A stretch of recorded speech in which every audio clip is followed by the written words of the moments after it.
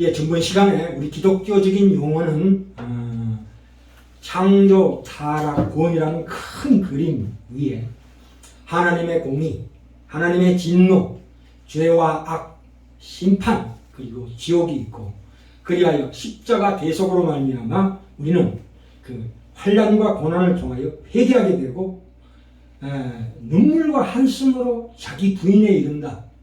그러므로 말미암아 우리 인생이 온유해지고 인내하게 되고 절제하게 된다는, 그래야 특별히 그의 하나님의 사랑으로 인하여 우리가 긍휼을 입고 자비를 입어서 천국 가게 되었다는, 다소 세상적으로 보자면 부정적인 언어가 많습니다만, 오늘 어제 전번 시간과 이번 시간에 또 언급하려고 하는 뉴에이지는 특별히 낙관적이고 긍정적인 적극적인 어떤 우주의식을 강조합니다. 끊임없이 자기 확인을 하는 거지요.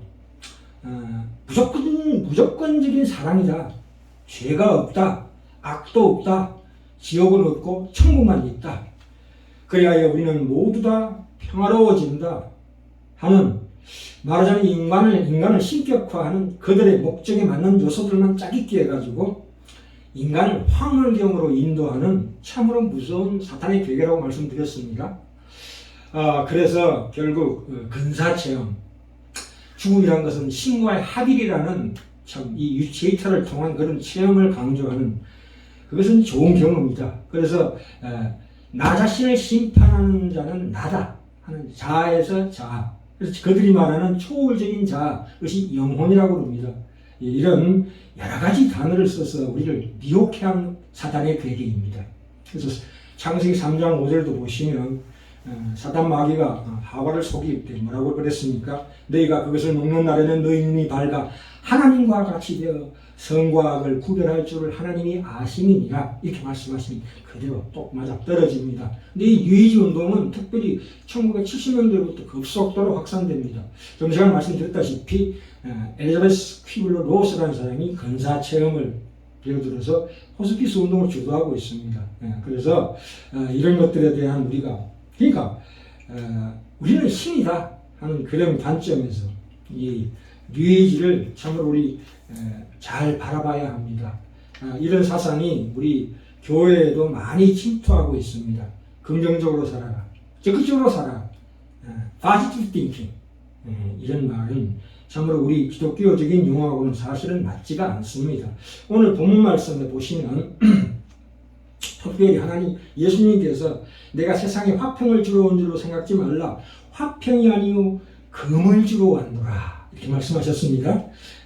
여기서 내가 세상에 화평을 주러 온 줄로 생각지 말라 하는 그 세상이라는 것은 하나님이 지으신 선한 세계가 아니고, 특별히 인류의 부패된 결과로 인하여 부패된 세상을 의미합니다. 부패된 세상은 부패된 세상, 부패된 땅입니다. 그래서 거기에 하나님께서 뭐를 주러 오셨다고요?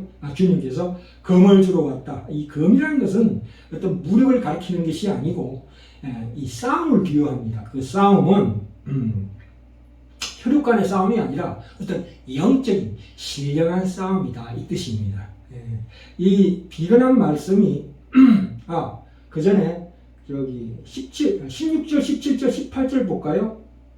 특별히 그 16절에 보라, 내가 너희를 보내니 양을 이리 가운데 보내는 것 같도다. 그러므로 너희는 뱀같이 지혜롭고 비둘같이 순결하라. 사람들을 삼가라. 저희가 너희를 공회에 넘겨주겠고 저희 회당에서 채찍질하리라. 이렇게 말씀하셨습니다. 여기서 17절에 사람을 삼가라 이렇게 나옵니다. 사람을 삼가라는 것이 무슨 뜻일까요? 기독교는 특별히 사랑을 내세웁니다. 그러나 인간을 사랑하는 것이 우리 책임입니다. 하나님을 사랑하고 특별히 인간을 사랑하는 것이 신약 성경의 요체인데, 인간을 사랑하는 것이 우리 책임이지만 인간을 믿고 의뢰하는 것은 그릇된 것이다. 이걸 우리가 이해해야 합니다. 인간을 믿고 의뢰하는 것은 사랑이 아니고 그건 착취예요.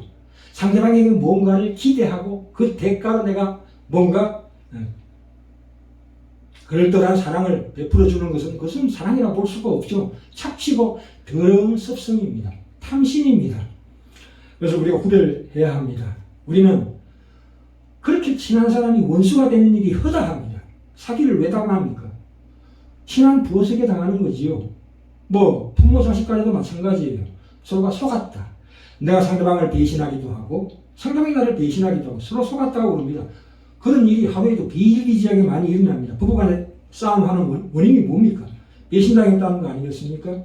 그래서 우리가 기억하고 일단 남을 죄송합니다. 믿고 의뢰하진 말라 이 뜻입니다. 그렇다고 남을 불신임하라는 것은 아닙니다. 이 신임하고 일을 맡기는 것과 믿고 의뢰하는 것은 다른 얘기입니다. 그죠? 이 신임한다는 것은 믿고 의뢰함이 없이도 할 수 있는 거예요. 어느 한도 내에서. 그러니까 인간을 결론은 사랑하기만 하고 믿고 의뢰하지 말라 이 뜻입니다. 인간은 그런 존재가 아니다. 참 누가복음 16장 15절에 보시면 무슨 말씀이 나오냐면 예수께서 이르시되 너희는 사람 앞에서 스스로 옳다 하는 자이나 너희 마음을 하나님께서 아시나니 사람 앞에 높임을 받는 그것은 하나님 앞에 미움을 받는 것이니라 이렇게 말씀하시습니다. 이 다 통하는 말씀이죠. 누가복음 12장에 가볼까요? 동일한 말씀이 나오시는데 12장 49절부터 50절 사이에 내가 불을 땅에 던지러 왔노니 이 불이 이미 붙었으면 내가 무엇을 원하리요? 나는 받을 세례가 있으니 그 이루기까지 나의 답답함이 어떠하겠느냐 이렇게 나옵니다. 여기서는 내가 불을 땅에 던지러 왔다 이 말씀을 하십니다. 이 불이라는 것은 복음과 성령을 의미합니다. 그러니까 불을 이 땅에 던지러 왔다. 내가 왔다. 메시아인 예수 그리스도께서 오셔서 그래서 50절에 나는 받을 세례가 있다. 세례가 뭡니까? 십자가 고난을 의미합니다. 베드로서 3장 21절에 보시면 물은 예수 그리스도의 부활하심으로 말미암아 이제 너희를 구원하는 편이 곧 세례라 이렇게 나옵니다. 그래서 이 말씀이 뭐냐? 그래서 내가 세상에 화평을 주려고 온 줄로 아느냐? 내가 너희에게 이르노니 도리 아니라 도리어 분쟁케 하려 함이라. 이 분쟁이라는 말을 우리가 오해하는 경우가 있는데요. 분쟁은 분열이라는 뜻입니다. 헬라 원어로. 그래서 어떤 사상적인 분열을 의미합니다. 그래서 그것은 피할 길이 없다. 하나님 믿는 자녀들과 어떤 마귀 사상을 믿는 자들은 하고는 서로 싸울 수밖에 없다 이 뜻입니다. 분열이 일어날 수밖에 없다. 한 가족 안에서도 그런 분열이 일어난다. 그것은 당연한 거다. 그래서 하나님과 그 복음은 그 혈연 관계보다 더 존중되어야 한다 이 말입니다. 이 세상은 전쟁 마당이라고 보시면 됩니다. 전쟁 마당이에요. 낙원이라고 생각하면 그건 착각입니다. 분열과 분쟁이 있을 수밖에 없는 겁니다. 그래서 이 마태복음에도 예수님께서 참 반대 말씀을 하셨어요. 12절에 보시면 누구 집에 들어가면서 평안하기를 빌라 해놓고 나서 여기서는 또 화평을 주러 온 것이 아니라 금을 주러 왔노라. 싸움을 시키러 왔다 이 뜻입니다. 앞뒤가 안 맞는 역설적인 말씀입니다. 모순되는 말씀이지만 그러나 그 균형과 조화가 완벽하게 갖춰져 있습니다. 성경 말씀은 예수님은 평화를 주러 오셨습니다. 어떤 평화를 말씀하는 겁니까? 그것은 인간 간의 평화를 얘기하는 것이 아니고 하나님과 우리와의 관계에 평화를 주러 오셨다 이 말입니다. 다시 말해서 전쟁을 없애고 미움을 없애는 평화를 주러 온 것이 아닙니다. 하나님과 화목하게 하러 오셨습니다. 우리는 사람 사이에 어떤 그것만 풀 생각에 잠겨 있습니다만 그렇지 않습니다. 예수님이 오셔서 금을 주러 오셨다는 뜻은 하나님과 우리 사이에 평화를 주러 오셨다는 말씀입니다. 그 대신에 사람 사이에는 금을 주러 오신 거지요. 그러니까 세상에는 자기를 위하여 사는 자와 하나님을 위하여 사는 자와 이렇게 대치 관계를 만들어 놨습니다. 하나님께서 우리는 하나님과의 관계에서 평화를 부르짖고 사랑을 부르짖어야지 세상과의 관계에서 그것을 두지 않습니다. 왜 그러냐면 근본적인 그게 유래와 근본이 다릅니다. 우리 영혼의 유래는 예수님의 영, 성령님, 하나님이신 성령님에 두고 있습니다. 우리 영혼의 미래가 거기입니다. 우리 가야 할 미래도 하나님 안에 있는 성령님이십니다. 성령의 영입니다. 우리 영혼이 가야 할 곳입니다. 그래서 우리는 예수를 믿었는데 왜 이렇게 고달프냐? 그것은 예수를 믿는 게 무엇인지 모르고 하는 소치입니다. 그래서 우리가 하나님께만 거룩한 것이 있다, 그죠?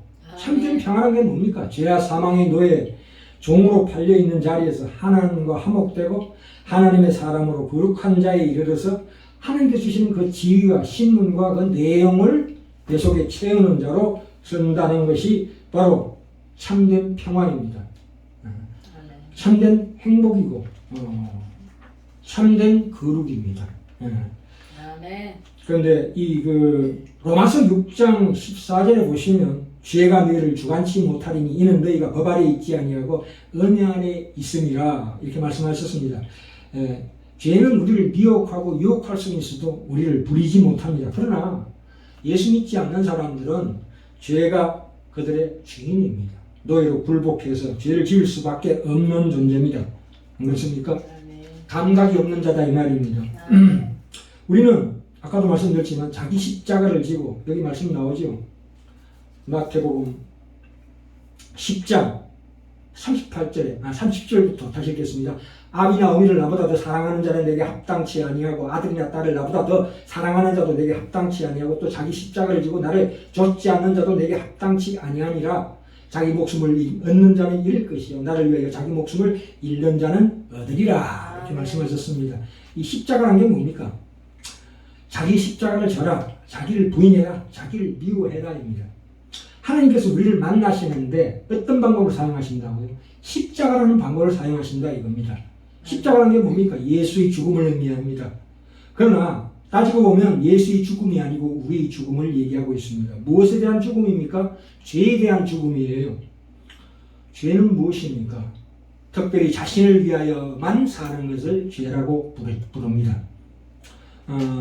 우리는 하나님이 우리 주인이시며 아버지 되시고 하나님으로부터만 공급받는 것을 우리의 그릇의 내용으로 삼겠다는 뜻입니다.